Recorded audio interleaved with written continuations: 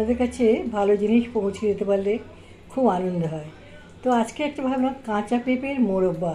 কারণ কাঁচা পেঁপের তো গুণের কথা আপনাদের বলার দরকারই পড়ে না। এতে লিভারের জন্যে অভ্যর্থ ওষুধের মতনই, অথচ মুখে টেস্ট করতে হবে।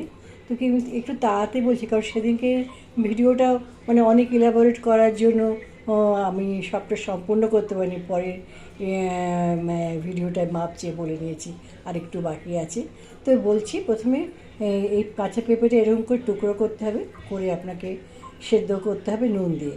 করে নিলেন এবং তার মধ্যে কী করবেন, কুকারের মধ্যে উইদাউট ওয়াটারে, আর এর মধ্যে দেখতে পাচ্ছেন মিচড়ি টুকরো। আমি কোনো কিছুই কিন্তু এখন চিনি দিয়ে করি না, কারণ মিচড়িটা হচ্ছে মেডিসিনাল ভ্যালু আছে এর মধ্যে।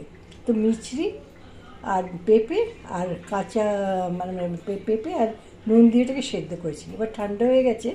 এবার এখানে দেখতে পাচ্ছেন লাল কিশমিশ, এটাও পেটের জন্য প্রত্যেক ভীষণ গুণের। তো এখন কি করব, এই পেঁপেটাকে মিক্সারে ঘুরিয়ে নেব।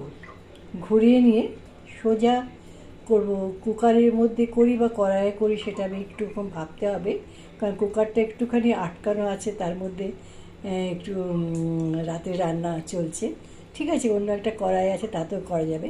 তো এইটাকে একটু পিষে দেবো। পেশাটা এমন করতে হবে একটু দরদরে থাকতে হবে, একদম যেন পেস্ট না হয়ে যায়, তাহলে ভালো লাগবে না। এবার কি করতে হবে, এই কড়াই বসিয়ে কোনো তেল ফেল কিচ্ছু দিতে হবে না, সোজা এটা ঢেলে দেবেন। নুন আর মিচড়ি তো আছে, আর যে কাশ্মীরি লঙ্কা যার অ্যারোমা আছে, অত ঝাল নেই, সেটা দুটো কাশ্মীরি লঙ্কার টুকরো করে ওর মধ্যে দিয়ে দেবেন। হ্যাঁ, দিয়ে 5 থেকে 7 মিনিট যখন ফুটে উঠলো, দেখবেন একটা ক্রিস্টাল ক্রিস্টাল ভাব আসছে, সেই সময় করবেন কি, ওটাকে গ্যাসটা আপনি বন্ধ করে দেবেন। আমি সম্পূর্ণটা দেখাতে পারছি না, কারণ অনেকটা রাত, এখন ডিনারের সময় হয়ে এসছে। আমি সেই অবসরে আপনাদের কাছে তাড়াতাড়ি পৌঁছেছি, আরেকদিন ভালো করে বলবো।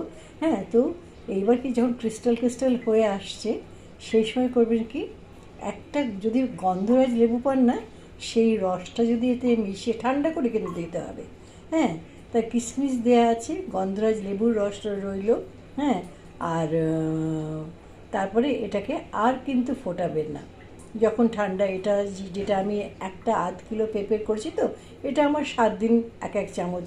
রাত্রে দেখুন রসগোল্লা সন্দেশ একটু বেশি মিষ্টি, ক্যালোরির দিকেও ভাবতে হবে না, তাই জন্য এটা একটু মিষ্টির স্বাদও এনে দেবে, প্লাস ভীষণ ভালো খেতে। আপনার একবার খাওয়ার পর আবার খেতে ইচ্ছে করবে। তো এটাকে আপনি 7 দিন স্টোর করতে পারেন ফ্রিজের মধ্যে। আমার মনে হয় 7 দিনের আগেই এটা শেষ হয়ে যাবে, এতটাই মুখরোচক। করে